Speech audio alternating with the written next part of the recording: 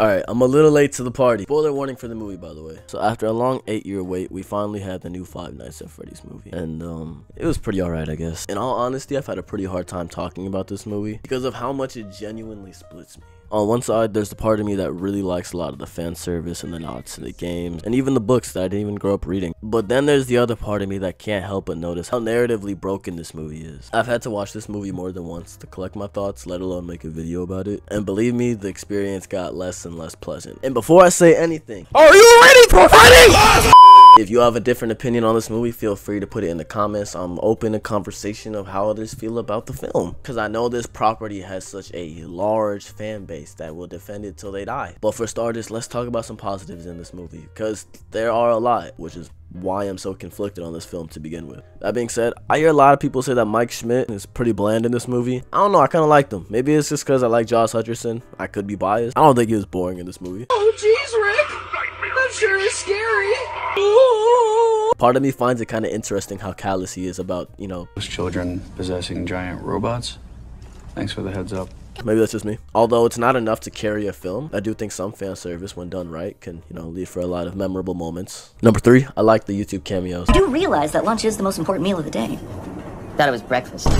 Some people say that, but you know, it's just a theory. A game theory. Oh my god. To see Matt Pat and Corey X Kenshin have their own solidified roles in the film just, you know, woke up my inner child from the darkest depths of my soul. And I thought it was really cool to see some, you know, fellow content creators that I grew up watching have their own role in a movie. Like, this is, it's cool to see how big YouTubers are just coming up in the world, you know? Number 4, the animatronics themselves and the overall practical set designing was super impressive throughout this movie. The animatronics themselves look like a copy and paste version from the first game, which is just really cool. And the only things that really bug me about their look is the one thing that they changed, which I mentioned in my trailer reaction to this film. I hate the colored eyes. It just looks ridiculously silly. Number 5, William Afton is the best part about this movie. There's no doubt about that. He carried every scene that he's in. Matthew Lillard's performance blows everybody else's out the water, even though he's not British, because I mean, in the source material he's from England. England is my city.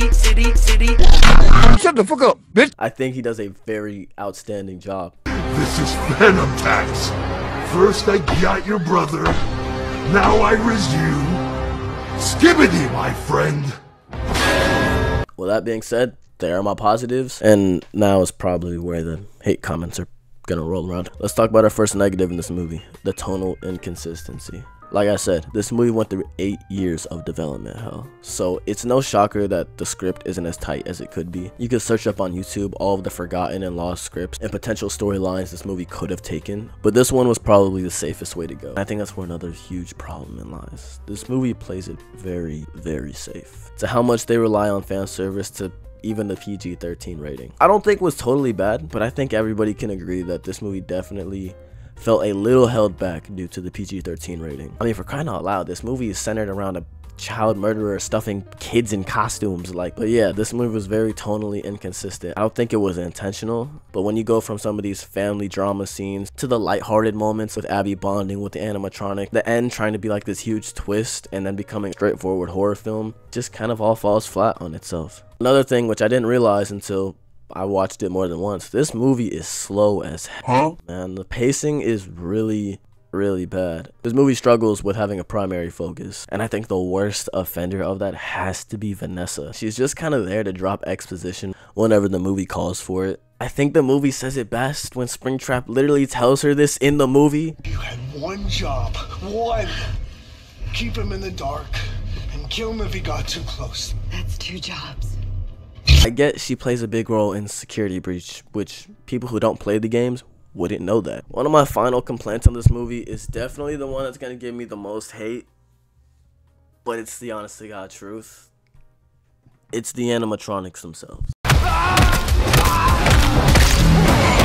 They're not scary at all, or interesting, or mysterious, or entertaining at all. I don't mean to bring up the VHS tapes, but they are really a blueprint for how to make the animatronics intimidating. Even if you couldn't do the R rating, I think you could have pulled a lot of inspiration from those videos. But you know what? That's okay. What's not okay is, why are we building a fort with them?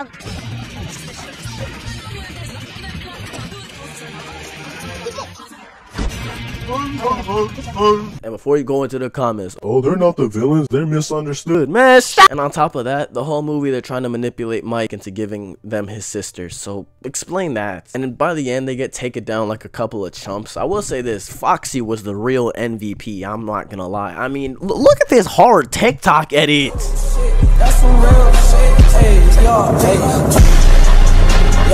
Transition was crazy. Springtrap kind of goes out in a silly way. I understand it's very accurate to the games. I definitely think that's how they should have ended the film.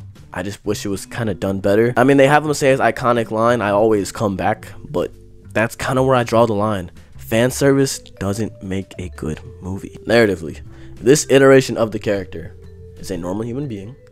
He's never died. He's never been resurrected. He's never come back to life. None of that. He's just a guy.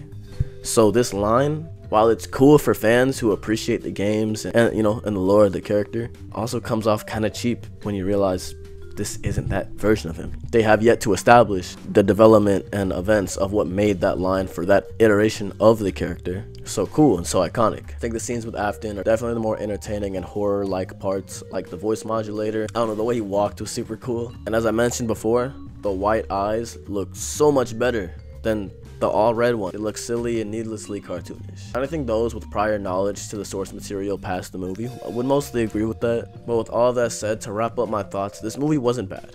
It's not. This isn't a bad movie, but I can't call it good or great either. Like, some of the takes I've heard on this film are actually wild. Some calling it the greatest movie of the year. Like, all of these don't exist, but whatever, I guess. But if I had to score this movie, I'd have to give it a 5 out of 10. Perfectly balanced, as all things should be.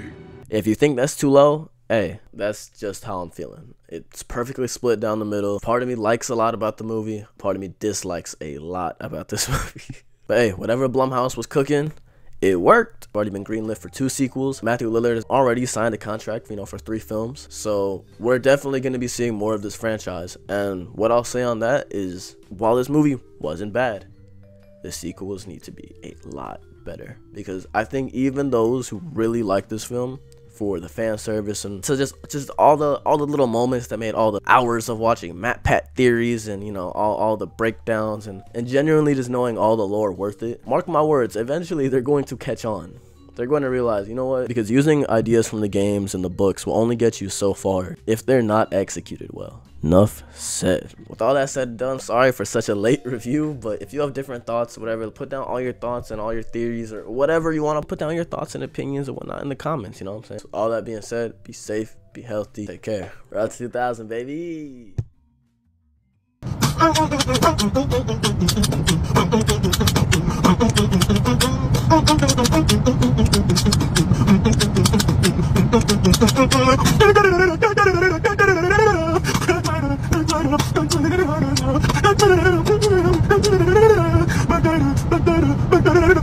Freddys.